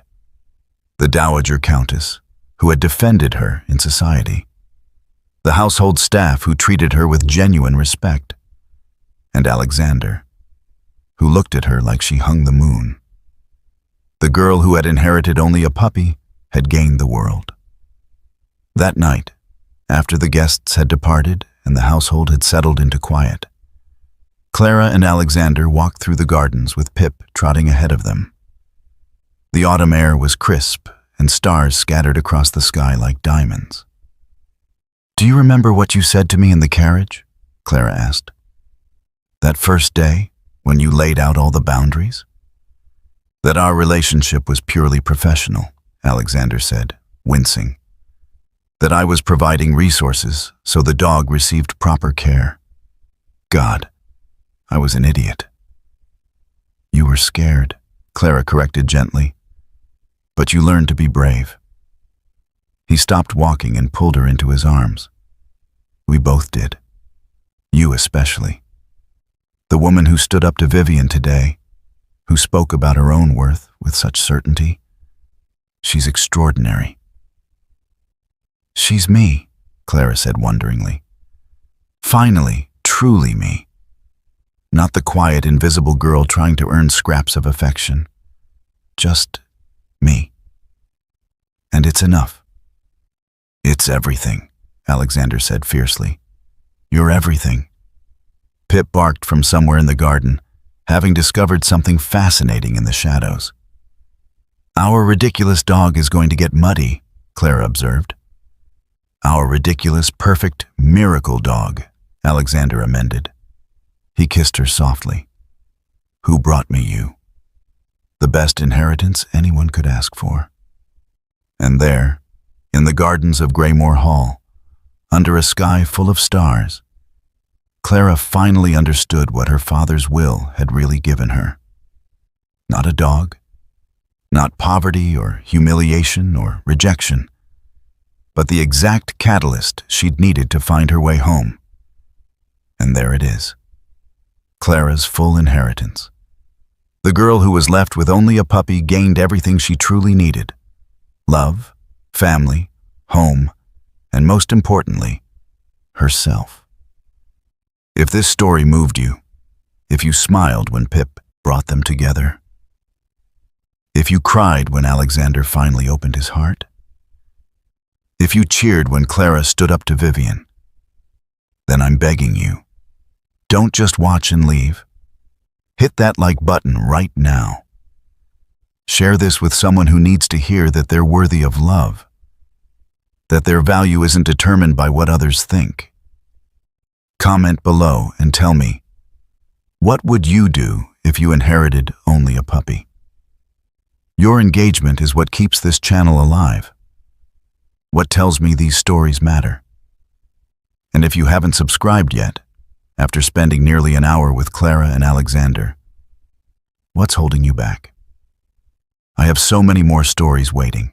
Stories of women who were overlooked, underestimated, and undervalued, who found their strength and their happy endings. Don't miss them. Subscribe, hit that notification bell, and join thousands of others who believe in love, second chances, and the power of one small puppy to change everything. Thank you for being here. Until the next story, remember, you are worthy of your own happily ever after. At the end of this video, you'll see a suggestion for another powerful story from our channel. Click it and let yourself be surprised by even more unforgettable emotions with love. The Victorian Royal Stories team.